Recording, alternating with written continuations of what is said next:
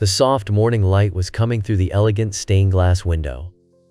Outside, two birds were chirping, as if welcoming the new day. The boy named Cloud stretched out in his wide bed, enjoying the sweet sleep he had managed to get. At that moment, there was a light knock on the wooden door, and behind it, a voice calling him to get up. The awakened baby sleepily muttered that he was getting up already, and sat up, lazily lowering his legs from the bed. The touch of his bare feet on the cold floor caused a slight shiver. Cloud slowly made his way to the stairs, holding tightly to the railing. As he carefully descended, a thought flashed through his mind. It had been 3 years since his reincarnation, and now he could climb the stairs himself. In the mirror, he proudly noted that he was able to wash himself, brush his teeth, and even change his clothes without assistance. At a round table with 4 carved chairs, Cloud politely wished his mother a good morning. A woman with a long, thick braid, humming softly, invited her son to join her for breakfast. The boy tried to climb up onto the high chair, but he still didn't have the strength.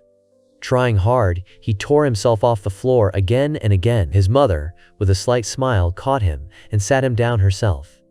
Stroking his head, she gently said that it was too early to try to sit up on his own. Cloud looked at her with adoration. This dazzlingly beautiful woman with a gentle look was his mother, Emma. Appetizing dishes were laid out on the table made of good wood. Ruddy bread, fried eggs with crispy bacon, fresh vegetables, herbs, and a drink in a large wooden mug. Cloud devoured the food with gusto, thinking that Emma's cooking was simply magical. A voice came from behind the door, asking if he had finished his meal. A middle-aged man in a good waistcoat entered the room, narrowed his eyes, and winked cheerfully. He reminded her that he had promised a morning walk. Emma showed him her son and, smiling, began to comb his disheveled hair with a comb. This man was Cloud's father. An ordinary man, at first glance. Emma carefully ran a comb through her husband's thick hair and beamed with happiness. It was unclear what exactly he had done to captivate her, but she was clearly crazy about him. The woman, holding the little Alain and Sally in her arms, said that she would look after them, and that Cloud should go for a walk with his father and have some fun. After saying goodbye, they headed for the exit, and Cloud waved to his mother. The silhouette of Emma with 2 children in her arms remained in the doorway. The bird's-eye view showed a wooden house on stilts with a cozy porch and an open veranda. Cloud and his father had just come out of the house. The camera seemed to change its angle and showed the town square in a settlement called Sorori, a small border town. Walking through the morning field, father and son met local women carrying buckets of water. They greeted them with smiles. The man remarked out loud that it must be hard for women with such heavy loads. Some of the women approached Cloud personally, wishing him a good day. The boy was a little embarrassed, but still responded politely. He was still not used to such attention. After all, he was the heir of the Byrne family. Looking at the tired women, Cloud thought that a life where servants did everything for him was not for him. Together with his father, they stopped on a hill, looking at the square. The man asked Cloud what he thought of the lands their family had inherited. The boy perked up.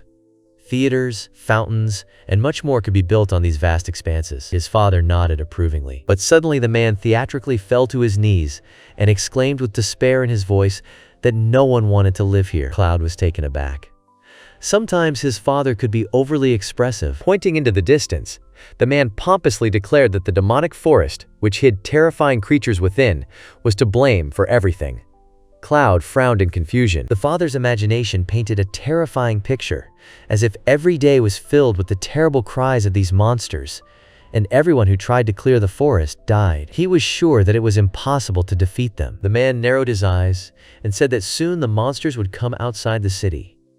However, he said there was hope.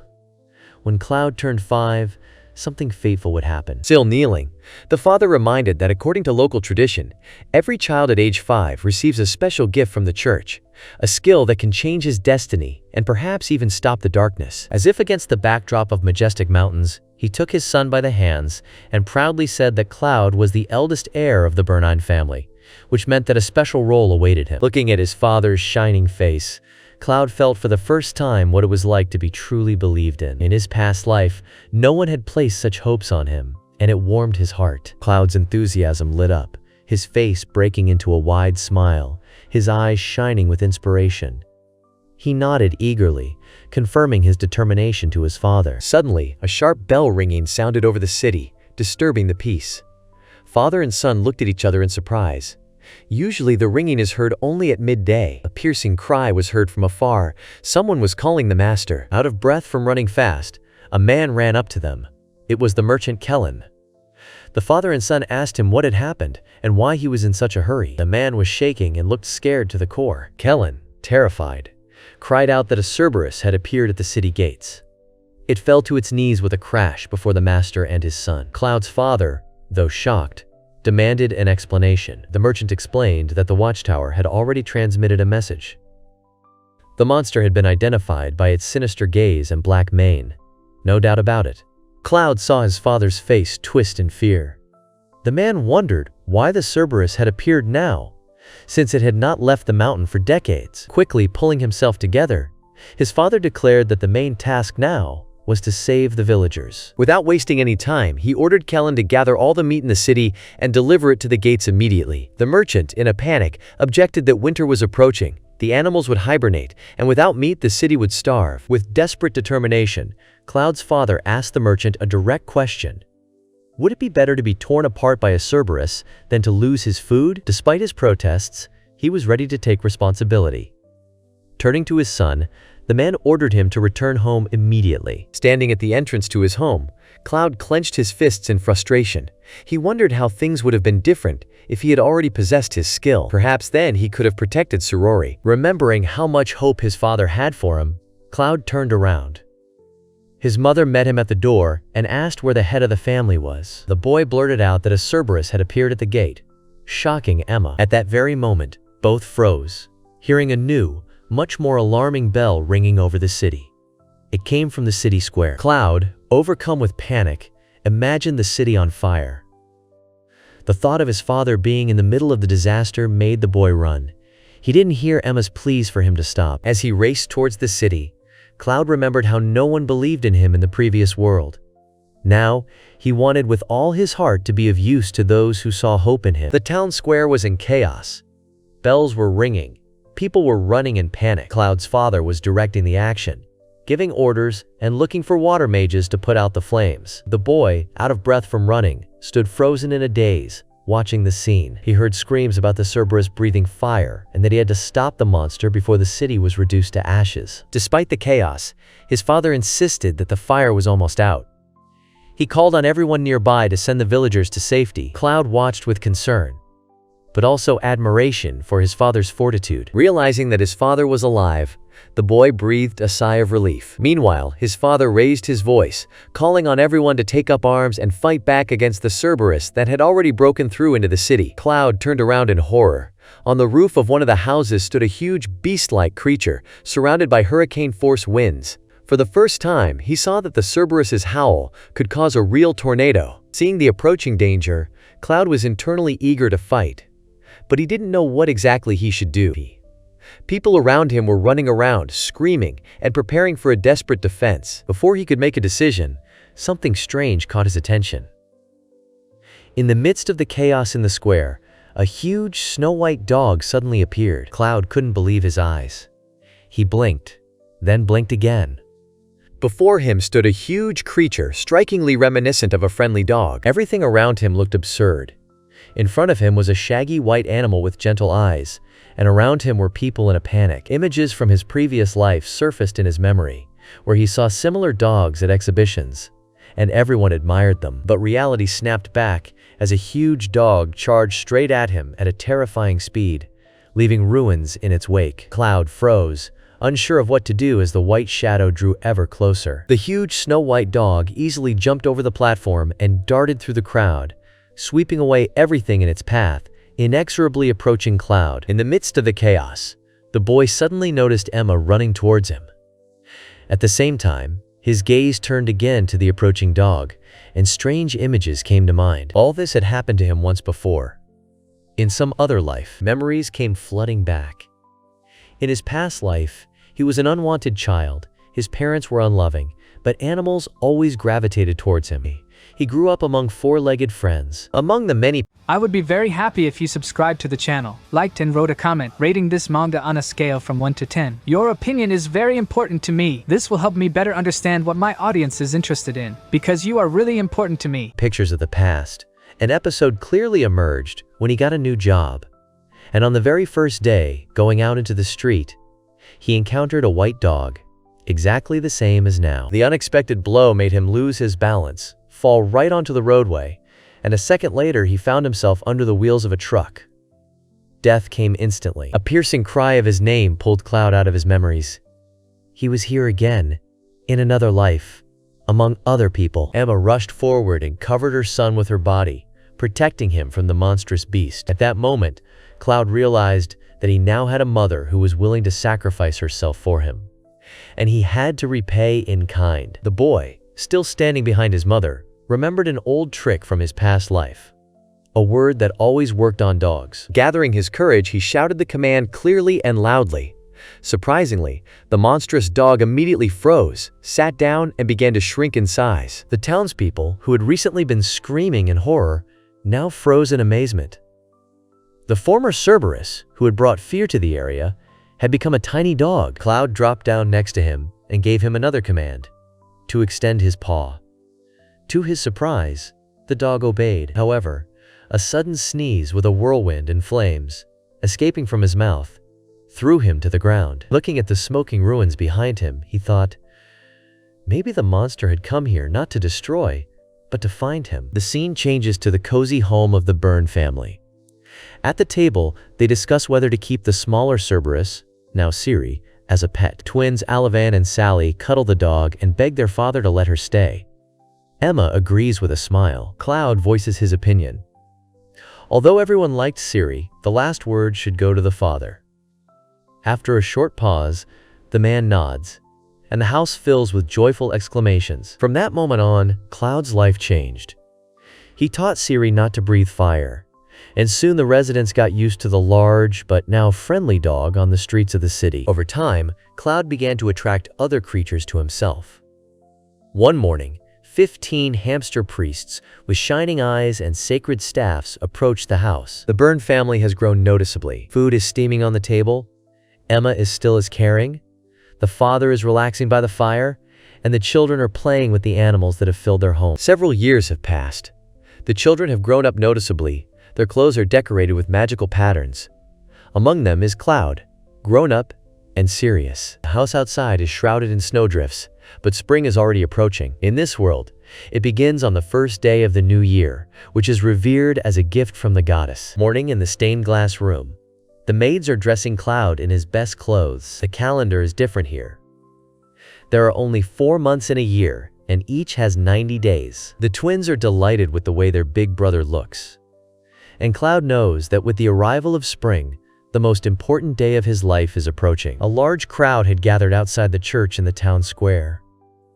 There were calls for order and reminders for parishioners to bring a magic stone and an offering for the ritual. A stream of people streamed into the temple, and among them was Cloud, accompanied by his father and his faithful dog. The church hall looked majestic, with long benches filled with families waiting their turn. Cloud, dressed in his new formal attire, walked confidently, ready to receive his fateful skill. From the bird's-eye view, the town square was crowded with people. In Cloud's mind, the realization was ringing.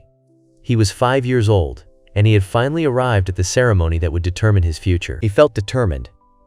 After all, choosing a skill could change the life of any person. Cloud found it unfair that everything was decided at such a young age. His parents handed over a considerable amount of coins to the servant. Approaching the entrance to the church, Cloud and Sari stopped. The minister, noticing the giant dog, worriedly asked them not to enter together, considering it a violation of the order. Then Cloud calmly asked Sari to shrink. The huge beast became a tiny dog in a matter of seconds, which amazed the servant to the depths of his soul. Cloud, showing the miniature scenery to the attendant, asked if it was permissible to go inside with such a pet. The attendant, after a slight hesitation, nevertheless nodded. Inside the temple, the atmosphere was solemn. Massive chandeliers hung from the high ceilings, and the hall was filled with both adults and children. The Byrne family sat in one of the front rows, with Cloud and tiny Siri on their laps. Anxiety grew in the boy's heart. After all, something fateful was about to happen today. The priest took his place at the pulpit. The old man, dressed in lush ceremonial robes, looked around at the assembled group without much interest. His gaze slid over their faces, not lingering on anyone for long. The entire hall's attention was focused on the podium. Cloud, too, was watching the elder's every move. He finally spoke, raising his hand against the backdrop of a goddess with a staff. His rhetorical question, "What is a skill?" made everyone freeze in anticipation. On the pedestal in front of him rested a magic ball. The priest said that his own skill was the priesthood, which allowed him to speak on behalf of the goddess. He looked at the three children, including Cloud, and added that even the most humble of hearts could hold power. However, changing his tone to a colder one, he emphasized that only 1 in 5 people in this world is awarded the gift of the goddess. The rest, as the priest noted, remain deprived of talent. They are obliged to make generous donations to the church, because such is the cruel reality. He explained that it was not by chance that the revelation was given at the age of 5. It was the goddess's way of showing those who must seek their destiny elsewhere. He spoke of the goddess's mercy with reverence, looking at her face. For a moment, the priest thought out loud that if it were not for his own skill, he might have lived a different, perhaps happier life. But he quickly added that divine providence is inscrutable. He then raised his hand high and pointed to the magic ball, calling the children to come up one by one to receive a revelation. Watching his peers approach the priest one after another, Cloud caught himself thinking that in this world, the power of abilities decides a lot, and he understands this perfectly well. But he was not destined to experience this in his past life. It ended too early. His father prayed fervently, his hands clasped and his eyes closed. Emma watched the priest with mild interest. Cloud was surprised. His mother's behavior puzzled him. Meanwhile, the old man invited the next child to touch the ball. One of the children, with his parents, approached the pedestal, touched the ball with a trembling hand, and froze in anticipation. The priest, casting an indifferent glance at him, declared that the child was talentless. An oppressive silence hung in the hall. He said again, "Talentless," and called the next one. The priest, without any expression, declared the children one after another to be deprived of the gift, which caused more and more indignation among those present. He looked tired and reflected that this particular day of the year was always the most exhausting for him because of his own skill. After yet another verdict of mediocrity and a look into the eyes of a despairing parent, the priest couldn't help but recall the moments when someone managed to receive a revelation. For example, the skill of controlling the wind, and how at such moments the hall lit up with jubilation. He recalled how happy parents believed that their child was now saved from poverty. But the priest himself knew that those endowed with the gift would only have a narrower and more difficult path ahead. One of the parents cried out with emotion that he had sold all his property for this trip and could not accept the lack of a gift in his child. The priest did not know what to answer, but continued his service. He bestowed the skill of a restorer on the next young participant, noting to himself that he had never encountered a truly unique gift. He reflected that he had never seen miracles, either here or in other provincial churches.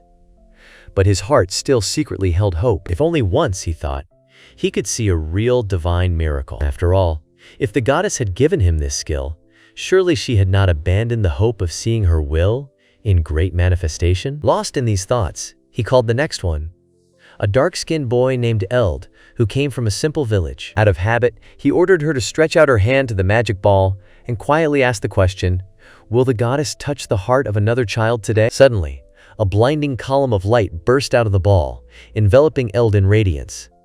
The hall was filled with noise. People were confused about what was happening. The priest, shocked, tried to pronounce the name of the skill. Finally, he said, "Holy Sword." Elclad stood in the center of the hall, beaming with confidence, and raised his head proudly. Cloud, his parents, and Siri, who was still sitting on his head, were all amazed. Cloud thought that it must be some kind of rare combat skill, since everyone was so amazed. Suddenly, Elcadid, noticing Cloud, quickly headed towards him, which surprised the priest even more. He confidently approached, greeted Cloud, and said that he felt the power in people, and therefore he wanted to ask for something. Then Elzalid noisily knelt down in front of the confused Cloud and loudly declared that he wanted to become his apprentice. Cloud was stunned. He could only open his mouth in amazement without making a sound.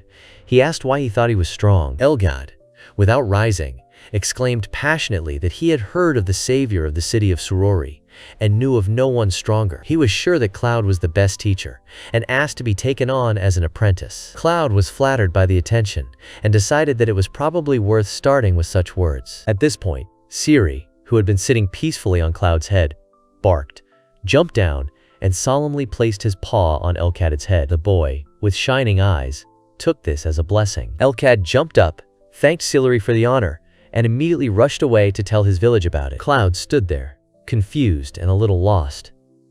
He didn't understand what had happened, and in his head there was a silent question.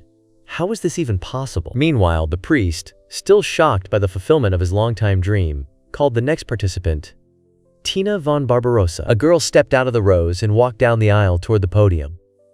She turned around for a moment, gave Cloud a soft smile, and bowed her head slightly in greeting. Cloud was taken aback. She seemed incredibly beautiful to him. His father, noticing his son's interest, asked with a sly grin if he had taken a fancy to the Margrave's daughter.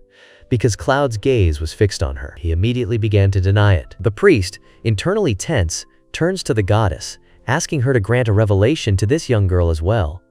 At this time, Tina carefully touches the magic ball. As before, the ball flashes with a blinding light, filling the space around it, which again puts the priest into a state of numbness. The girl paused, hesitating, but suddenly the light grew stronger and enveloped everything around in a blinding radiance, leaving her in its very center. The visions of the girl standing in the epicenter of the magical glow shook the priest to the depths of his soul. He had never seen anything like this and was sure that such miracles happen only once in a lifetime. It turned out that the girl had a rare gift, the skill Holy Virgin.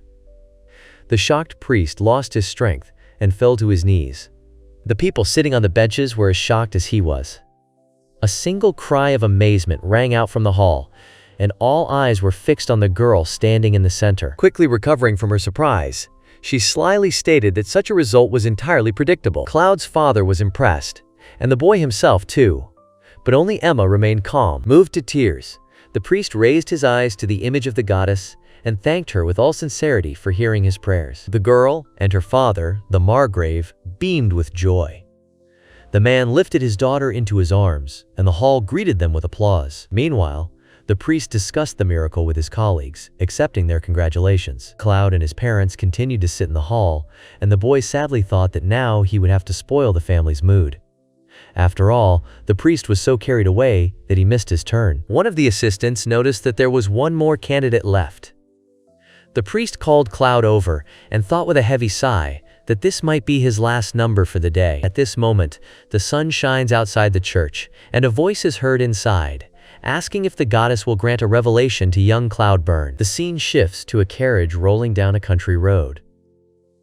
Cloud's father, with a heart-rending cry, announces that it is all over. Emma consoles him, saying that the ceremony itself is joy. Cloud and Ciri sit in silence. The exhausted father managed to say that he was worried about the priest's expression.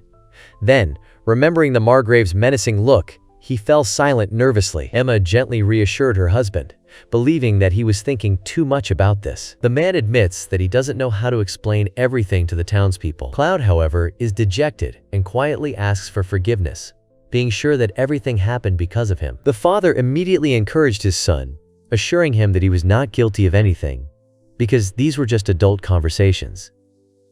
He gently stroked the boy's head. The man gathered himself and decided that Cloud's gift would definitely come in handy, if only he could find a suitable use for it. He considered it his fatherly duty to help his son find the right path, even though he didn't yet know how to use such a strange skill. Emma stroked the quiet Cloud, who hugged Ciri tightly.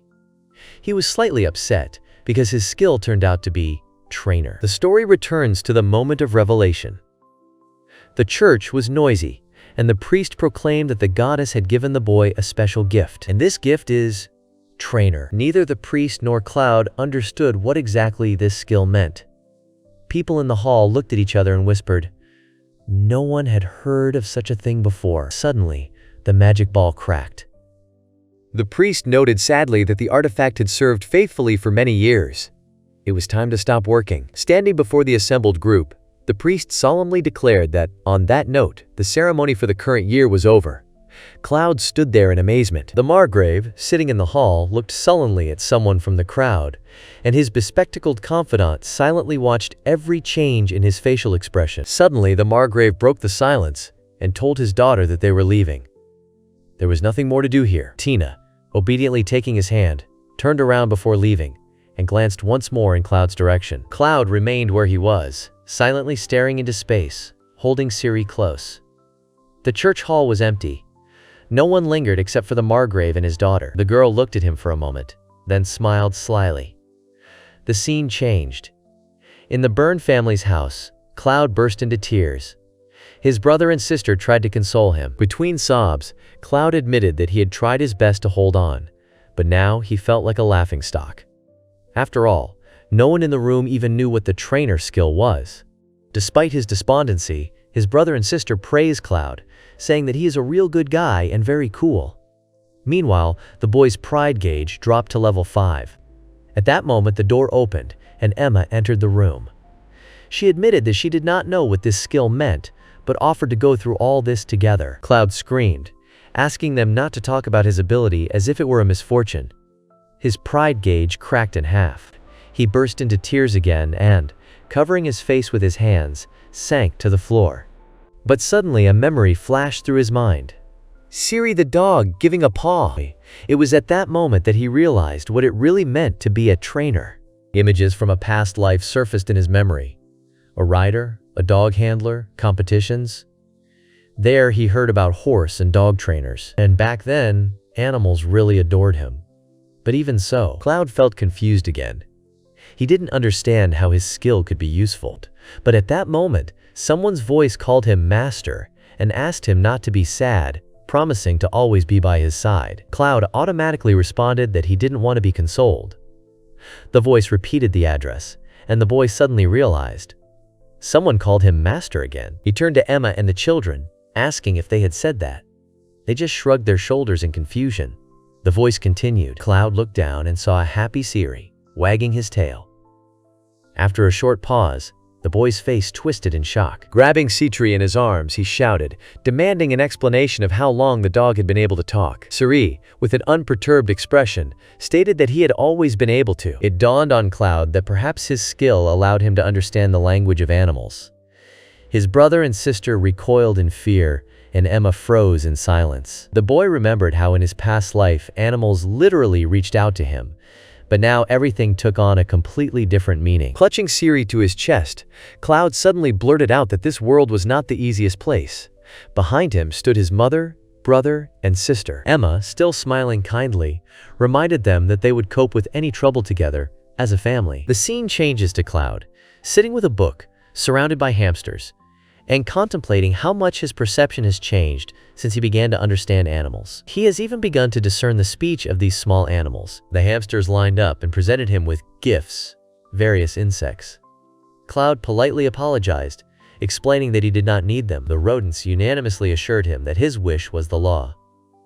The boy noted to himself that their dialogue had been very productive. However, the real shock came later. The city was attacked by a pack of firewolves, capable of burning everything to the ground. In order to protect Surori, Cloud went out to meet the enemy with the huge Siri. They stood before the wolf leader, whose flames had died down. The majestic and menacing Siri briefly but clearly explained to the wolves the situation they were in. Thus, Cloud received another offering. He held a whole bunch of sharp claws of firewolves in his hands. It was his first trophy, and he did not yet know how valuable it could be. Cloud looked around thoughtfully. But that wasn't what struck him most. It was the powerful aura Celery exerted on the other beasts. Against the backdrop of a whole pack of wolves, he looked like a true ruler. Huge, furry, and impressive, Seri stood next to Cloud. The boy gently praised the dog, assuring himself that if he was capable of anything useful, it was only thanks to his faithful companion. Several days passed. The view of the Byrne family home was peaceful, but at that very moment, something happened that greatly affected Cloud's unstable psycho-emotional state. A child wearing sandals and holding a sword on his back appeared in front of their house. His origins were unclear, but he arrived accompanied by people standing in front of the house with their heads bowed. He was none other than the owner of the SSR-ranked skill, Holy Sword. It was Eldade. The Byrne family stood on the porch, listening in surprise as Eld introduced himself and asked permission to train here under his master. Cloud, confused, assumed Eldad was talking about Seri. Cloud remembered that strange moment at the ceremony, when Seri had laid his paw on Eldad's head. Now it seemed almost symbolic. Elgen, bowing to the whole family, had sworn to benefit the city and protect everyone if he was allowed to stay. Cloud was sure his father would definitely not agree, but suddenly his father's face lit up, and he enthusiastically raised his thumb in agreement. Cloud was shocked. The father passionately explained that it would be stupid to let such a talented child go. He even offered El-God to become part of their family and call him father, but El-God politely declined, because he already had a family. With a pained expression, his father said that it was just a joke. However, Cloud, watching him, knew for sure that his father was serious. Cloud's father, brother, and sister were jubilant. The owner of the Holy Sword was now living in their city, and they were proposing a feast of steaks and omelets with rice. Cloud stood to the side, his eyes wide. He thought it was terrible. From a distance, the Byrne family home looked lively, but Cloud looked at it all with longing. In his thoughts, he increasingly heard, "If this continues, he will become just an extra in someone else's story." El-God asked to teach him how to wield a sword for real. Cloud, holding celery in his arms, again decided that he was talking about a dog. Turning around abruptly, he asked if Eld knew what skill Cloud himself had acquired. Eld nodded. "Trainer."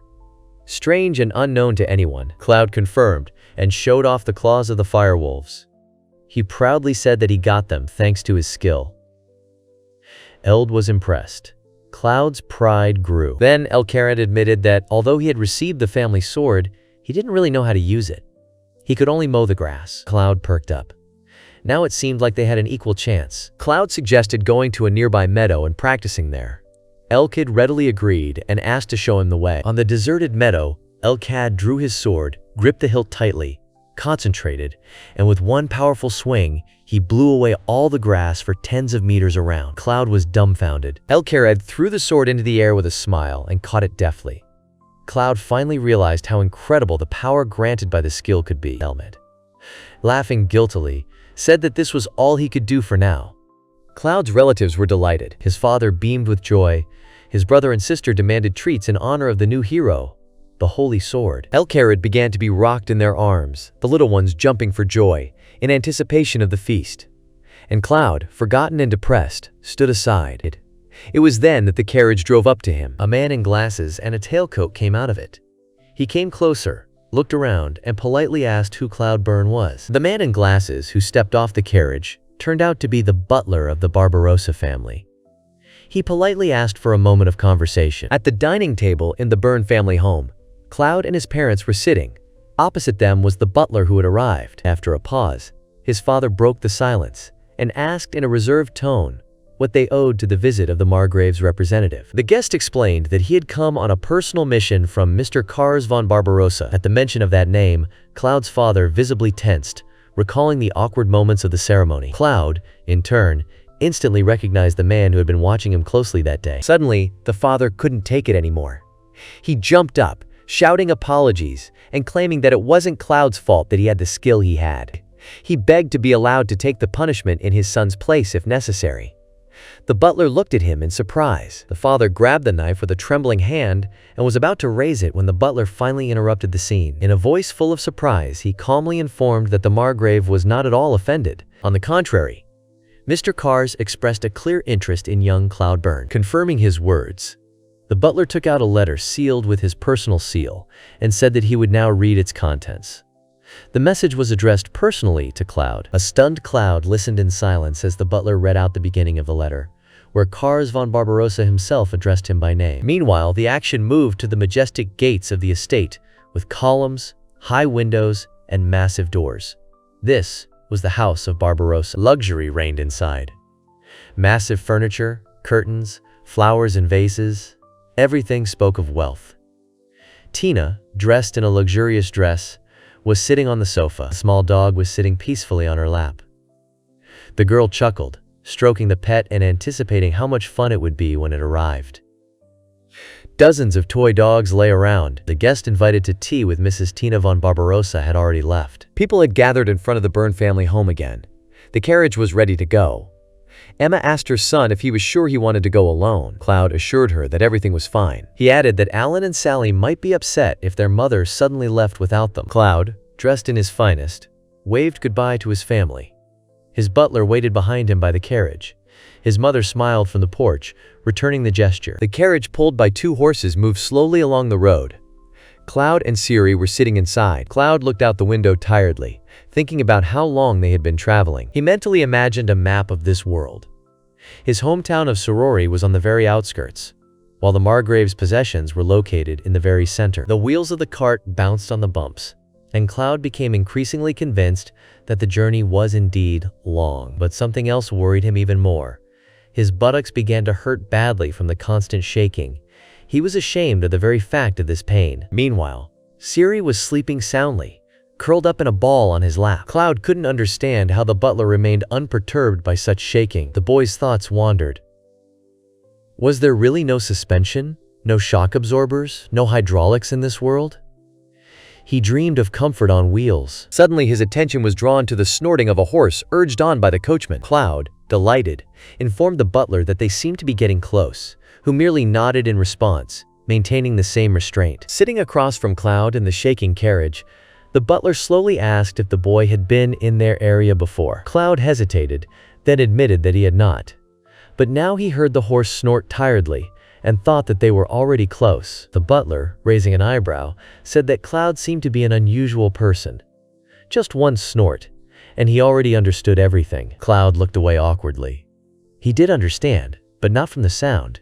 He actually heard what the horses were saying to each other. They were wearily discussing how long it had been since they had rested, and how hard the road had been. But Cloud couldn't say it out loud. Soon the carriage slowed down. The butler motioned for Cloud to look out the window. He leaned over and froze. Beyond the windows stretched a massive brick wall, reaching high into the sky. From above, one could see not only the fortress towers, but also the streets, rooftops, turrets, and squares of the large city, Egdaz, the heart of the Barbarossa family lands. Cloud couldn't tear his eyes away. He knew he was heading to a big city, but what he saw exceeded his expectations. Looking at the walls, he instinctively put his hand in his pocket. His fingers felt the claws of the firewolves. Maybe in such a big city he could sell them profitably? As the carriage approached the huge wrought iron gates, they began to open with a heavy creak. Behind them was a paved courtyard, gardens, fountains, and marble stairs. Cloud saw the Barbarossa family estate for the first time, luxurious and majestic.